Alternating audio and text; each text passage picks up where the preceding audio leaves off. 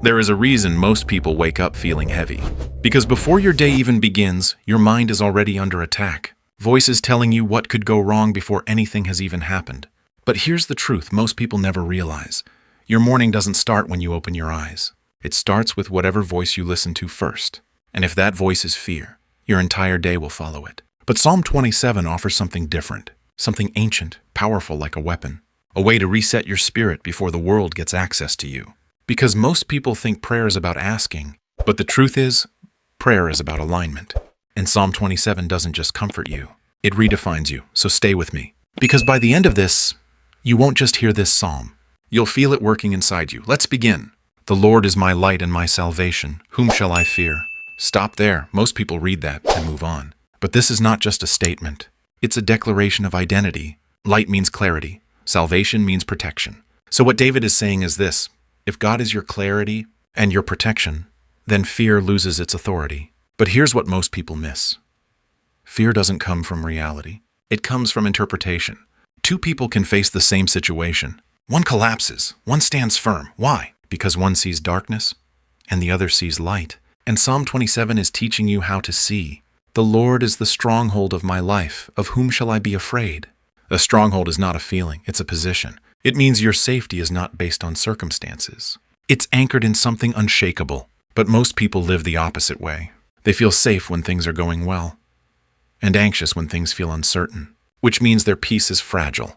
But this psalm flips that completely. It says your peace doesn't come from what's happening around you. It comes from who is standing with you. And that changes everything. Because once your foundation shifts, fear has nowhere to attach. When the wicked advance against me to devour me, it is my enemies and my foes who will stumble and fall. Notice this, it doesn't say enemies won't come. It doesn't say challenges won't appear. It says they will come, but they won't win. And that's a different mindset entirely. Most people wake up trying to avoid problems. But Psalm 27 teaches you something deeper. You don't need a life without enemies. You need a life where enemies don't define the outcome. And here's what most people never realize. The real enemy is not always external. Sometimes it's the voice in your head telling you you're not enough. Sometimes it's the doubt that keeps repeating old failures. Sometimes it's the fear that makes you shrink back. And this psalm speaks directly to that. It doesn't just protect you from people. It protects you from yourself. Though an army besiege me, my heart will not fear. An army. Not one problem, not two, an army. This is not a small situation. And yet the response is not panic, it's stillness. Why? Because fear is not determined by pressure. It's determined by perspective. Most people think, if things get worse, I'll feel worse. But the truth is, if your foundation is strong enough, pressure doesn't break you. It reveals you. And if war breaks out against me, even then I will be confident. Even then, that phrase changes everything. Because confidence is easy when life is calm. But real confidence is when everything around you feels unstable and something inside you still refuses to collapse. That's what this psalm builds. Now listen carefully. One thing I ask from the Lord, this only do I seek. One thing. Not 10, not a list. One. This is where clarity begins.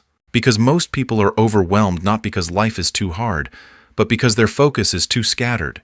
They're chasing everything, worrying about everything, trying to control everything. And Psalm 27 simplifies it. One thing. That I may dwell in the house of the Lord all the days of my life. This is not about a physical place. It's about presence. It means staying connected to God. Not occasionally, but consistently. Because here's the truth most people ignore. You don't lose peace in one moment. You lose it gradually by disconnecting from what gives it to you. But when you stay rooted, everything else becomes easier to carry. For in the day of trouble he will keep me safe in his dwelling.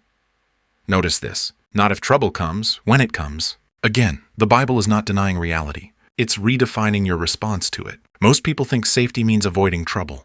But the deeper truth is this. Real safety is being protected within the storm, not removed from it. Because storms reveal strength. They will sing and make music to the Lord. Even in pressure, there is praise. And this is where everything shifts. Because praise is not denial, it's defiance. It's saying, I see what's happening, but I refuse to let it define me. Most people wait for things to get better before they feel better. But Psalm 27 teaches the opposite. You choose your posture first, and your experience follows. Now here's where it gets deeply personal. Hear my voice when I call, Lord, be merciful to me and answer me. This is honesty. No performance, no pretending, just real connection. Because prayer is not about sounding perfect. It's about being real. And here's what most people never realize. God responds to authenticity, not perfection. My heart says of you, seek his face. Your face, Lord, I will seek. That voice, that inner pull, that desire to reach for something higher, that's not random. That's direction. Just like in the patterns you've seen before, God often speaks through an inner alignment. Not loud, not forced, but steady. And when you follow it, you begin to move differently. Do not hide your face from me. Do not turn your servant away in anger. There's vulnerability here. And this matters, because strength is not pretending you're okay. It's being honest while still trusting. And this is where most people struggle. They think faith means never questioning.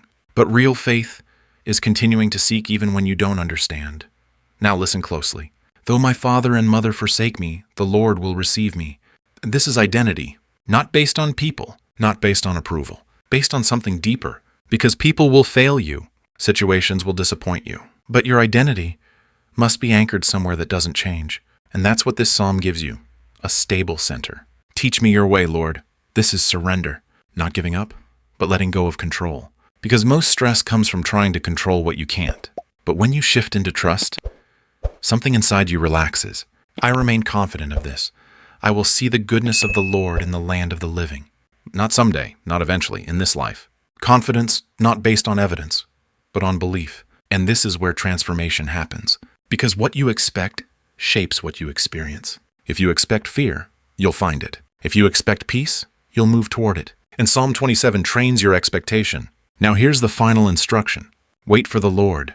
Be strong and take heart and wait for the Lord. Wait, this is the hardest part, because waiting feels like nothing is happening. But here's what most people miss. Waiting is not inactivity. It's preparation. It's development. It's strengthening what you cannot see yet. Just like the patterns we've seen, delay is not denial. It's preparation for something greater. So if you feel like nothing is moving, you're not stuck. You're being built. Now take a moment, breathe, and let this settle in your spirit. Your life is not random. Your fear is not final. Your situation is not permanent. And your day does not have to start the way it used to.